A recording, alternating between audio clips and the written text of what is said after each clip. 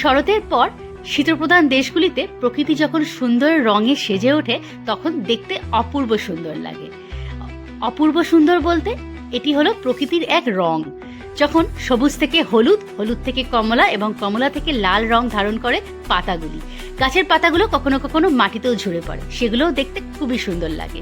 এ যেন প্রকৃতির এক নতুন রূপ। শীত আসার আগে এমনই সুন্দরভাবে সেজে ওঠে শীতপ্রধান দেশে গাছগুলি। এরকমই একটা সুন্দর রোদ ঝলমলের দিনে আমরা বেরিয়ে পড়েছি ফ্রান্সের মেৎসের উদ্দেশ্যে। জায়গাটি অপূর্ব সুন্দর। অনেকদিন পর আমরা বেরিয়েছি ডে ট্রিপে। আজকে গাড়ির স্পিড যেমন রয়েছে খুব জোরে, তেমনি আমাদের মুডও রয়েছে টপ গিয়ারে। তো চলো ঘুরে আসি এই সুন্দর জায়গাটি ফ্রান্সের মেৎস। হ্যালো এভরিওয়ান, আমি সুনন্দা। প্রবাসী আমার জগতে আবার একটা নতুন ভ্লগে তোমাদের সবাইকে ওয়েলকাম।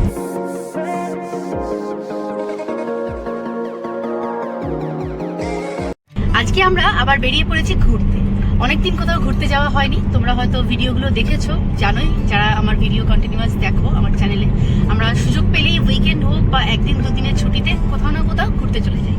কিন্তু পুজোর আগে থেকে সেই যে ডুসেলডর্ফ যাওয়া আসা 1 মাস 2 মাস ধরে চলছে, এমনকি মে মাসে আমরা সেই ঘুরতে গিয়েছিলাম গ্রিস। তারপর থেকে আর সেরকম কোনো প্ল্যান হচ্ছে না। তো অনেকবারই অনিশ বলেছে যে উইকেন্ড আসলে চলো কোথাও ঘুরে আসি, ওর একটু বোর ফিল করছে। তো কিন্তু যাওয়া হচ্ছে না, তার পেছনে একটা কারণ আছে, সেটা পরে বলছি। তো আজকে আমরা বেরিয়ে পড়েছি একটা সুন্দর জায়গার উদ্দেশ্যে, যেটা আমাদের বাড়ি থেকে মোটামুটি 110 কিলোমিটার মতন ডিস্টেন্স। তো জায়গাটার নাম কি? জায়গাটা হচ্ছে ফ্রান্সের মেৎস। মানে আমরা যেহেতু জার্মানির একবারে বর্ডারে, তো জার্মানি আর ফ্রান্সের বর্ডারে বেসিক্যালি। তো মেৎস খুবই একটা সুন্দর শহর। তো আমার কলিগরা অনেকবারই রেকমেন্ড করেছে যাওয়ার জন্য। তো আমিও ভাবলাম যে যাই, এখন খুব সুন্দর ফল কালার্সগুলো এসছে গাছে, রাস্তাতেও খুব সুন্দর এনজয় করা যাবে। আজকে ওয়েদারও ভালো, তো ওই জন্যই ভাবলাম যে মেৎসটাই আমরা ঘুরে আসি কাছে পিঠে। আর ঘুরতে যাওয়া মানেই তো সবসময় যে একটা ট্রিপ করতে হবে তা নয়, একটা লং ড্রাইভও হলো। নাইট স্টে করতে হবে, এটা নট নেসেসারি। হ্যাঁ, তো ওই লং ড্রাইভটা ইচ্ছা করছিল, একটু ভালো ওয়েদারে কোথাও গেলাম, সারাদিন ঘুরলাম। এখন এই কালার্সটাও দেখা হলো, রাস্তাটাও এনজয় করলাম, ব্যাস।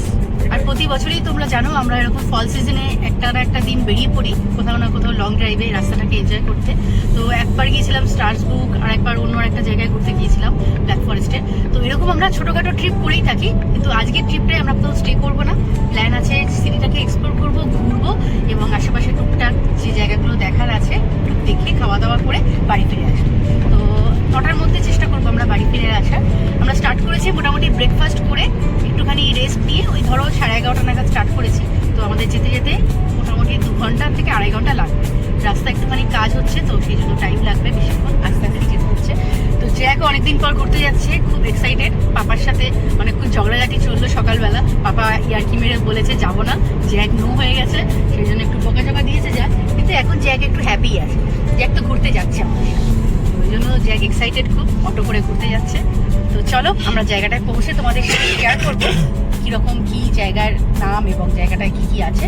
তার আগে তোমাদের সাথে একটু রাস্তাটা শেয়ার করি যে ফল সিজনে কিরকম কালার। জার্মানি থেকে আমরা এখন দ্রুত গতিতে এগিয়ে চলেছি ফ্রান্সের মেৎসের উদ্দেশ্যে। রাস্তাটা খুবই সুন্দর লাগছে। আজকে উইকেন্ড, খুব একটা গাড়ির ভিড়ও নেই, তার সাথে কালার এসছে গাছগুলোতে, দেখতে অপূর্ব লাগছে। লুক্সেমবার্গ এবং জার্মানি থেকে খুবই কাছাকাছি হওয়ায় ডে ট্রিপের জন্য অনেকেই এখানে প্ল্যান করে। তো আমরা এখন চলেছি জার্মান এবং রোমান কালচারের সাথে সংমিশ্রণ ঘটেছে এবং দুটো নদীর সংযোগস্থলে অবস্থিত একটি সুন্দর শহরকে এক্সপ্লোর করতে, যেটার নাম হলো মেৎস। ফ্রান্সের এই মেৎস হলো মোজেল এবং সেল এই দুটি নদীর সংযোগস্থলে অবস্থিত একটি সুন্দর শহর, যেটিকে আজকে আমরা দেখতে চলেছি। অনেকদিন ধরে এটার প্ল্যান রয়েছে, কিন্তু সানি ওয়েদার ছাড়া আমরা ভাবছিলাম এখানে যাওয়াটা ঠিক হবে না, কারণ সিটিটা খুব সুন্দর সাজানো গোছানো। আর তার সাথে এখন দুর্গাপুজোর পর জাস্ট 2 সপ্তাহ হয়েছে, এখন ফল সিজনের জন্য গাছের কালারগুলো খুব সুন্দর এসছে। তো সেই জন্য আমরা এই শহরটাকে এক্সপ্লোর করার জন্য রাস্তাটাকেও এনজয় করতে পারবো। তো 2 ঘন্টা থেকে 2.5 ঘন্টা জার্নি আমরা রাস্তাটাকে সুন্দর এনজয় করতে করতে চলেছি তোমাদেরকে নিয়ে ফ্রান্সের মেৎস।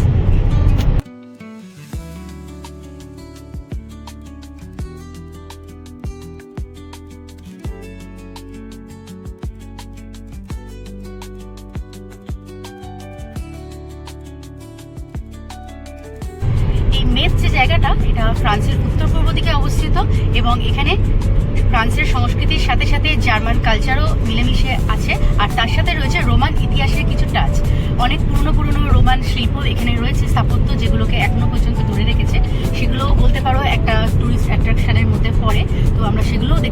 তার সাথে এখানে রয়েছে সব থেকে যেটা গুরুত্বপূর্ণ বিষয়, সেটা হলো সবাই দেখতে আসে দূর দূরান্ত থেকে মেটসে, সেটা হলো কাচের জানলার কাজ। এখানে খুব অ্যাট্রাকশন হিসেবে এটাকে মনে করা হয়, সবাই দেখতে আসে ডিফারেন্ট কালারের ডিফারেন্ট টাইপের বিভিন্ন জানলার কাজ এবং কারুকার্য। ফ্রান্স তো এমনিই কারুকার্যের জন্য বিখ্যাত, কিন্তু এই মেটস শহরটায় মেনলি কাজের জন্য এখানে দূর দূরান্ত থেকে সবাই ছুটে আসে এই কারুকার্যগুলোকে দেখার জন্য। ফ্রান্সের মেটস শহরে রয়েছে একটি ঐতিহাসিক দুর্গ প্রাচীর, যেটির নাম হলো পোর্তে দেস আলমেন্স। এটিকে ফরাসি ভাষায় নাম দেওয়া হলো, এর অ্যাকচুয়াল মিনিং হচ্ছে জার্মানদের ফটক বা জার্মানদের দরজা।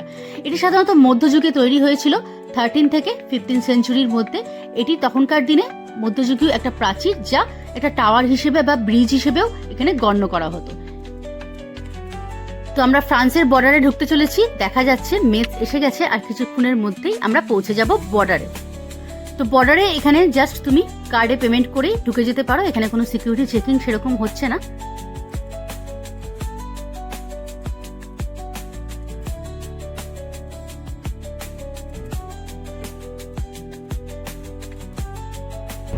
জ্যাকি এনজয় করছে। হ্যাঁ, তোমাদের যেটা সম্বন্ধে বলছিলাম, পোর্তে দেস আলমেন্স, এটি মেটসের পূর্ব দিকে অবস্থিত একটি প্রতিরক্ষামূলক দরজা, যা শহরটিকে শত্রুর আক্রমণ থেকে রক্ষা করত। এটি একটি টাওয়ার এবং ফটক হিসেবে ব্যবহৃত হলেও বর্তমানে এটাকে সুন্দরভাবে সংরক্ষিত করা হয়েছে ঐতিহাসিক নিদর্শন হিসাবে, যেখানে সাংস্কৃতিক অনুষ্ঠান, প্রদর্শনী ইত্যাদি অনুষ্ঠিত হয়। জার্মানি এবং ফ্রান্সের হাত বদলের সময় এটি কিন্তু একটি অন্যতম নিদর্শন। এই জায়গাটার ঐতিহাসিক ব্যাখ্যা তোমাদের আগে দিয়ে রাখলাম, কারণ কি এখানে আজকে আমাদের যাওয়া হবে না, এটা পূর্ব দিকে অবস্থিত, আর এটা যেতে একটু সময় লাগবে এবং ভেতরে ঘুরে দেখতেও বেশ কিছুক্ষণ সময় লাগবে। তো আমরা ভেবেছি এটা পরে কোনো একটা সময় আসবো, আজকে আমরা মেনলি মেটসের সেন্টারটায় যাচ্ছি। জানলা দিয়ে কি তোমরা দেখতে পাচ্ছ, পেছনে এক ভদ্রলোক বসে আছে, আমারই মতন সেম কপি করে সেও বাইরেটা দেখতে দেখতে যাচ্ছে।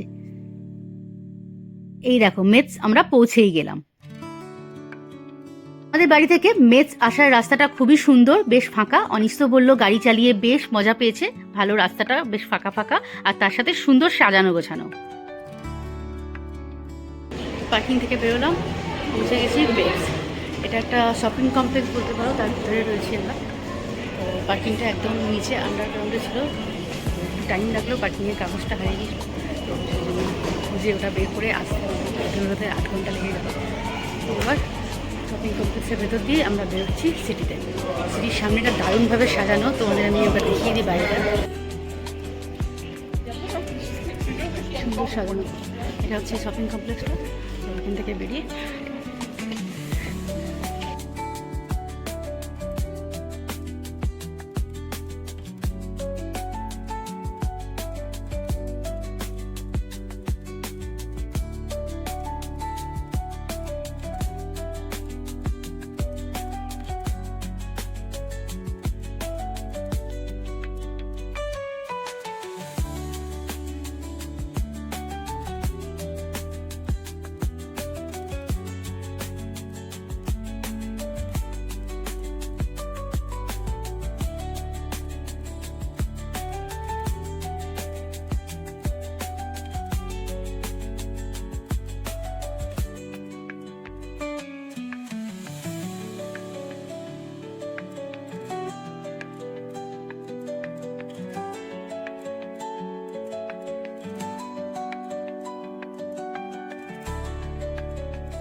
রাস্তাটা দেখো কি সুন্দর, পাথরের রাস্তা আর দুই ধারে উঁচু উঁচু বাড়ি, আর সাজানো গোছানো দারুণ লাগছে। আমার তো দেখে খুবই সুন্দর লাগছে। একটা সানি ওয়েদার, প্রচুর টুরিস্টও রয়েছে, এখানকার লোকাল মানুষজনও কেনাকাটির জন্য ঘুরে বেড়াচ্ছে, কারণ আজকে শনিবার, আর তার উপর এখন দুপুরবেলা মোটামুটি সবাই লাঞ্চের পর ঘুরতে বেরিয়েছে। আর আশেপাশে এই দেখো কি সুন্দর কুমড়ো দিয়ে সাজানো, যেহেতু ফেস্টিভ্যাল আছে সামনেই, কুরবিস ফেস্টিভ্যাল, মানে এখানে হচ্ছে হ্যালোউইন।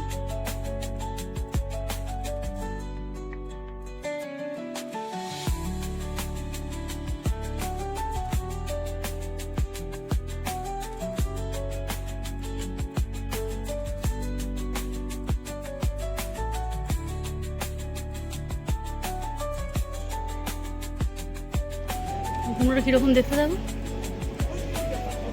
অদ্ভুত অদ্ভুত রকম শেপের কুমড়ো রাখা রয়েছে। আর দেখো এই কুমড়োগুলোর মধ্যে কিন্তু আবার ডিজাইনও করা, চোখ এঁকে একদম রেডি হ্যালোউইনের জন্য।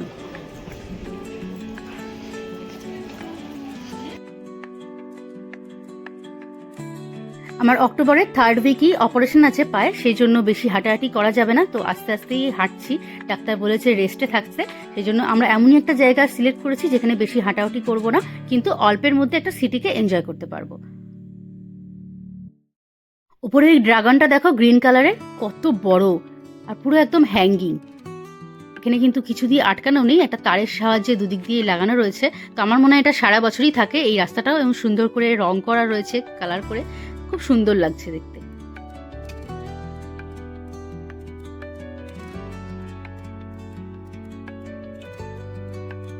জ্যাক অনেকদিন পর আমাদের সাথে এভাবে ঘুরতে বেরিয়েছে একসাথে, ও ভালোই এনজয় করছে। তার উপর প্রচুর ডগ, ও অনেক ফ্রেন্ড পাচ্ছে, তো তাদের সাথে একটু খেলাধুলাও করছে। দেখা যাচ্ছে ক্যাথিড্রালটা, এটা এখানকার সব থেকে বড় ক্যাথিড্রাল। তো নামটা আমি তোমাদের সাথে ডেসক্রিপশনে শেয়ার করে দেবো।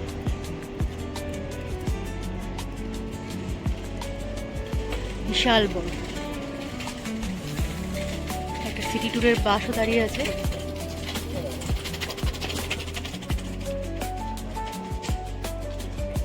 চলো একবার ফুল স্ক্রিনে দেখিয়ে নিই তোমাদের।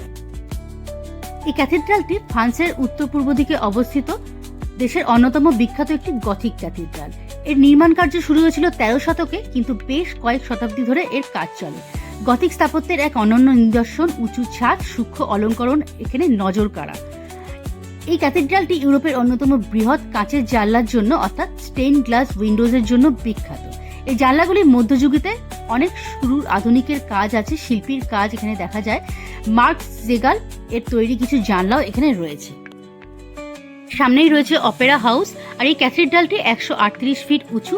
এখানে প্রায় 24 রকমের স্টেইন গ্লাস দিয়ে তৈরি 70,000খানা উইন্ডো রয়েছে ভেতরে। চিন্তা করা যায় কত রকম কারুকার্য তার মানে ভেতরে দেখা যাবে।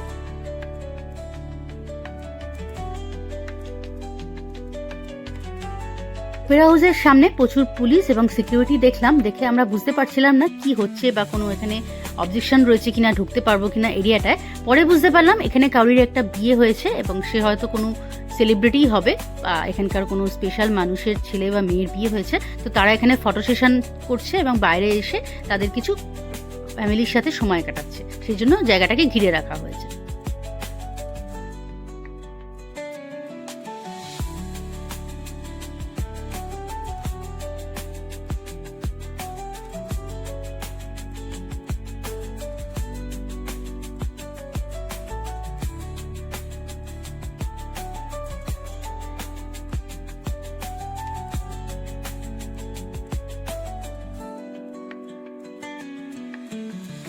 শিল্পী মার্ক সেগালের তৈরি ক্যাথিড্রালের এই উইন্ডোগুলির সাথে একটি স্বর্গীয় ব্যাখ্যাও যুক্ত রয়েছে।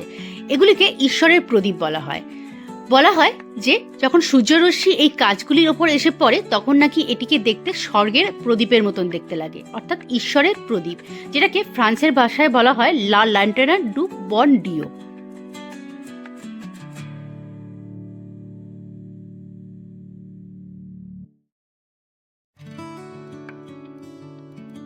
এই সূক্ষ্ম এবং সুন্দর কাচের কাজের জন্যই এই ক্যাথিড্রালটি ইউরোপের মধ্যে অন্যতম একটি বিখ্যাত ক্যাথিড্রাল। এই দেখো এর গায়ের রোমান কাজগুলো খুবই সুন্দর। আমরা আজকে এটার ভেতরে ঢুকবো না, কারণ এটার জন্য প্রচুর সময় লাগবে আর জ্যাককে নিয়ে ভেতরে অ্যালাউ নয়। তো পরে কখনো আমার অপারেশন হয়ে গেলে ফ্রি হয়ে এটার জন্য সময় নিয়ে আসবো কখনো। তো আজকে তোমাদের বাইরে থেকেই দেখাই এর কাজগুলো কীরকম।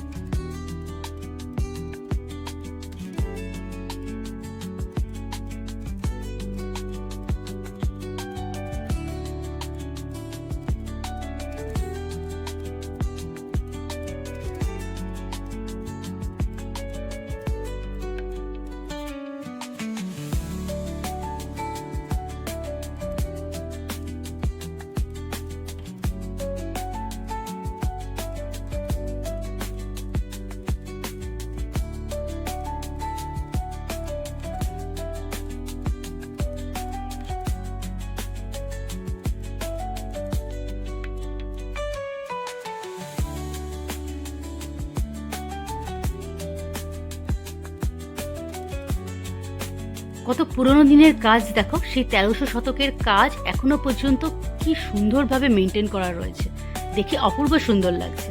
আর এখানে বিল্ডিংগুলোর দেখো শেডগুলোতেও কি সুন্দর লেখা লেখা টাইপের, উপরের দিকে স্টিলের একটা কিছু দিয়ে বানানো আর তার উপর কিছু লেখা রয়েছে।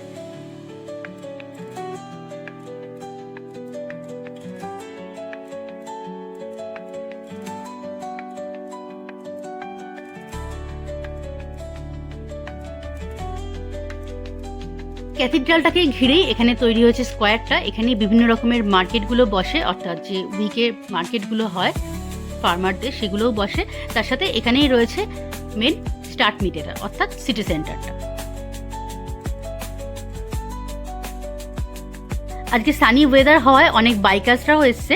দেখো এখানে একটা বাইকে আবার কিরকম কঙ্কাল দেখানো, দেখে ভয় লাগলো হট করে। তো এই হচ্ছে ক্যাথিড্রালটা, এখান থেকে দেখতে কি সুন্দর লাগছে। দেখো নীল আকাশের নিচে আকাশচুম্বী ক্যাথিড্রাল।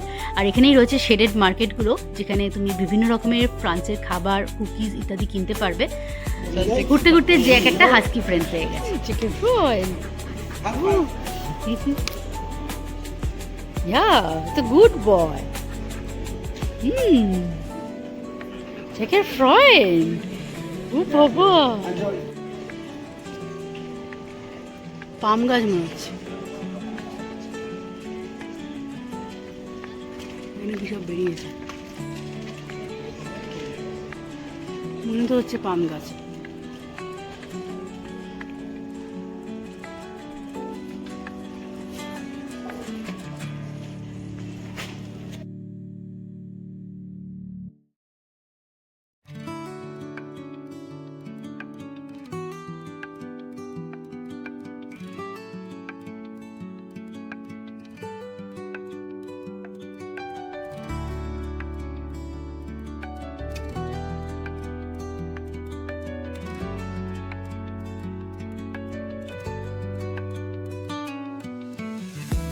ওই দূরে যে আইল্যান্ডের ওপর দেখা যাচ্ছে, এটাকে বলা হয় টেম্পল নয়েভ, মেটসের নয় গির্জা। এটি একটি ফরাসি শব্দ, এটার মানে হলো নতুন মন্দির বা নতুন গির্জা। মোসেল রিভারের ওপর তৈরি এই সুন্দর আইল্যান্ডে দাঁড়িয়ে আছে একটি নতুন গির্জা। তো চলো ঘুরে সামনে থেকে দেখে আসি কেমন দেখতে লাগছে এটা। এই নতুন গির্জাটিকে দেখে মনে হচ্ছে না এটাতে একটি জার্মান ছাপ রয়েছে? হ্যাঁ সত্যি, এটা কিন্তু নির্মিত হয়েছিল 1901 থেকে 1904 সালের মধ্যে, যখন মেদ ছিল জার্মান সাম্রাজ্যের অন্তর্ভুক্ত একটি এলাকা। এখানে স্থাপত্য পরিকল্পনা তৈরি করেছিলেন জার্মান স্থপতি কনরাড ওয়ান। তিনি প্রথমবার 25শে নভেম্বর 1901-এ এই স্থাপত্য নির্মাণের কাজ শুরু করেন। এই নতুন গির্জাটির উদ্বোধন করা হয় 14ই মে 1904-এ। তখন উপস্থিত ছিলেন জার্মান সম্রাট উইলহেম এবং তার স্ত্রী। 1930 সালে ফ্রান্সে এটি মেমোরিয়াল মনুমেন্ট হিসেবে ঘোষণা করা হয়। এই চার্চটি শুধু ধর্মীয় আসন হিসেবেই নয়, এটি শহরের শহরায়ন পরিবর্তনের একটি অংশ ছিল। বিশেষ করে জার্মান কর্তৃপক্ষ মেটসকে একটি নিউ স্টার্ট বা নতুন নগর রূপে দেখতে চেয়েছিল। বর্তমানে এটি কেবল প্রার্থনা স্থান নয়, এখানে সাংস্কৃতিক বিভিন্ন অনুষ্ঠান যেমন কনসার্ট, বিভিন্ন আলোচনা সভা, প্রদর্শনী ইত্যাদিও এখানে হয়ে থাকে। তো চলো এবার সামনে থেকে দেখে আসি এই আইল্যান্ডটাকে এবং এই চার্চটিকে। হাঁটা পথে যেতে মাত্র 5 থেকে 7 মিনিট লাগবে। মোসেল রিভারের ধার ধরেই তুমি এগিয়ে যেতে পারো। আর একটা ব্রিজ পড়বে, যে ব্রিজটিকে তোমাকে পায়ে হেঁটে ক্রস করতে হবে। তো আমরা এখন সেই ব্রিজের উপর দিয়েই যাচ্ছি। মোসেল রিভারের ওপর দিয়ে সুন্দর সুন্দর এই প্রাইভেট বোটগুলো নিয়ে অনেকেই বেরিয়ে পড়েছে তার ফ্যামিলির সাথে মোসেল রিভারের ধার ধরে এই আইল্যান্ডটাকে এনজয় করতে।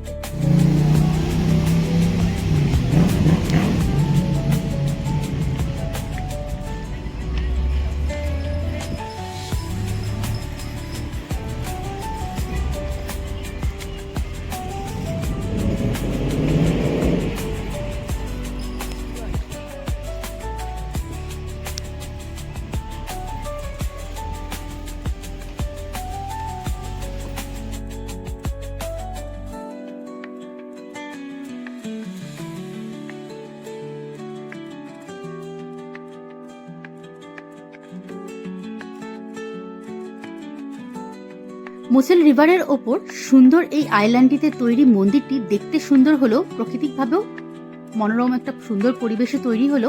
স্থানীয়দের মধ্যে প্রথমে এই জায়গাটির নির্মাণ কার্য নিয়ে বেশ কিছু বিরোধ ছিল। এটি নির্মিত হয়েছিল তখন রোমান ধাঁচে স্থাপত্য তৈরি হয়েছিল। নির্মাণে ব্যবহৃত হয়েছিল স্লেটিং গ্রেস নামে কিছু পাথর, যা মেজ অঞ্চলে প্রচলিত হলুদ রঙের জম্প পাথরের সঙ্গে পার্থক্য সৃষ্টি করেছিল। শরতের শেষে এই নীল আকাশের মাঝে সাদা সাদা পেঁচা পেঁচা তুলার মতন মেঘ, আর তার মাঝে রয়েছে এই সুন্দর মন্দিরটি। কি অপূর্ব সুন্দর লাগছে না পাথরের কালারটা! আর এই গ্রিন কালারের মাঠ, তার উপর পড়ে রয়েছে ফল সিজনের কিছু কালারফুল পাতা। দারুণ লাগছে, মনোরম পরিবেশ। আর ওই দেখো দূরে যাচ্ছে এখানকার কিছু ঐতিহ্যবাহী ট্রাম, ওই যে ব্রিজের উপর দিয়ে দেখা যাচ্ছে ধীর গতিতে এগিয়ে যাচ্ছে কিছু ট্রাম।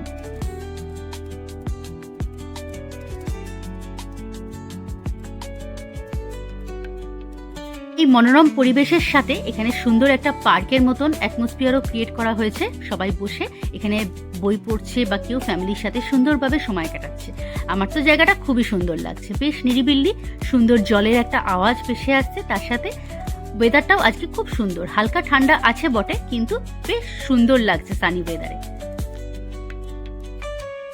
এখন প্রায় বিকেল 4টে বেজে গেছে, তো একটু পরেই হয়তো অন্ধকার নেমে আসবে, যদিও শীতকাল আসছে তাই জন্য আমাদের বেলাটা ছোট হয়ে গেছে। তো যতক্ষণ সূর্যের আলোটা রয়েছে জলের ধারে এই জায়গাটা কিন্তু দেখতে বেশ সুন্দর লাগছে। কাছেই রয়েছে একটা সুন্দর গার্ডেন, যেটাকে লাভার্স পার্কও বলা হয়, তো সেখানেও আমরা একবার যাব।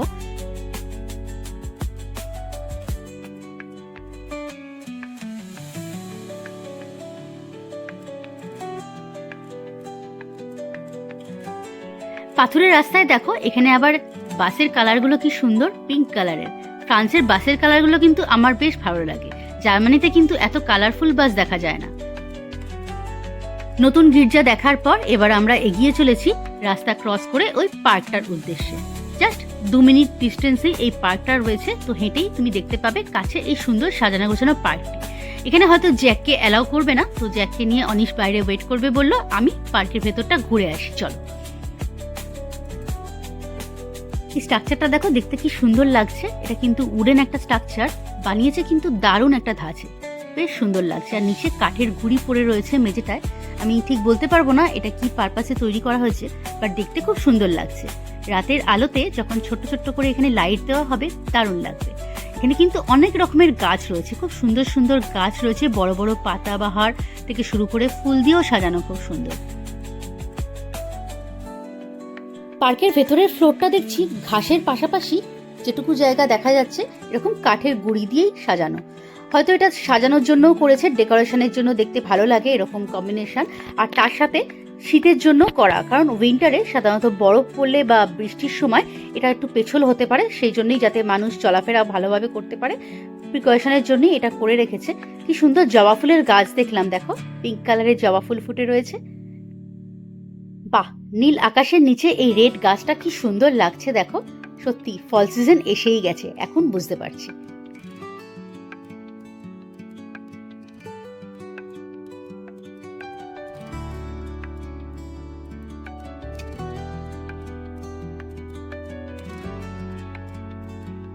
আশেপাশে যে বিল্ডিং গুলো দেখছো তার মধ্যেই একটা হলো টাউন হল।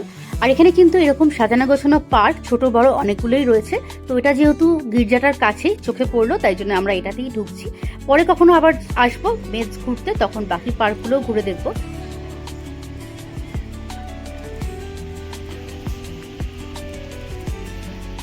এটা কি সুন্দর।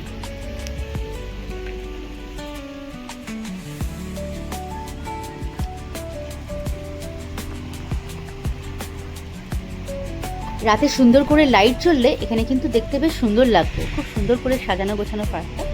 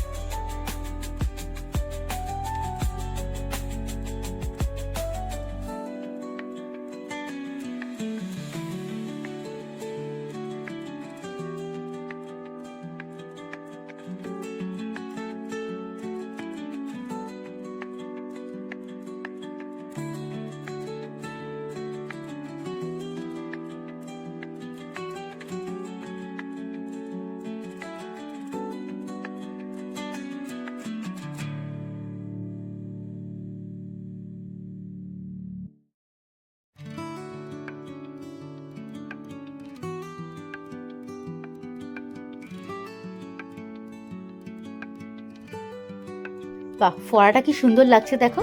রাতে লাইট দিলে দেখতে আশা করি আরও ভালো লাগবে, কিন্তু রাত অবধি আমরা ওয়েট করতে পারবো না, আমাদের তো বেরিয়ে যেতে হবে, কারণ আমাদের প্ল্যান রয়েছে আজকে বাড়িতে গিয়েই ডিনার করব।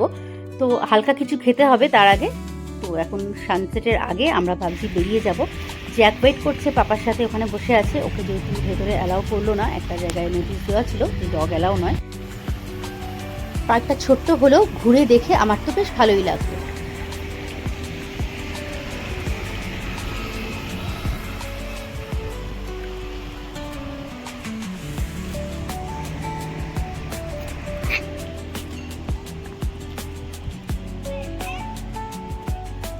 Good boy. তো মেট আমাদের মোটামুটি ঘোরা হয়ে গেল। এই পার্কটাকে ঘোরার পর এবার আমরা ডাইরেক্ট যাবো কিছু খেতে। খিদে পেয়েছে, অনেকক্ষণ ঘোরা হয়েছে।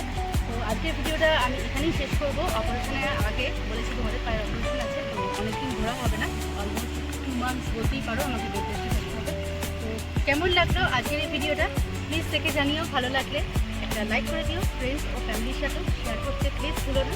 আর যদি তোমরা নতুন হয়ে থাকো আমার চ্যানেলে, প্লিজ চ্যানেলটাকে সাবস্ক্রাইব করে দিও। দেখা হচ্ছে তাহলে অনেকদিন পরেই একটা ভিডিও নিয়ে, হয়তো আবার আসবো অন্য কোনো একটা জায়গায়। তার জন্য চোখ রেখো আমার চ্যানেলে। Till then, take care.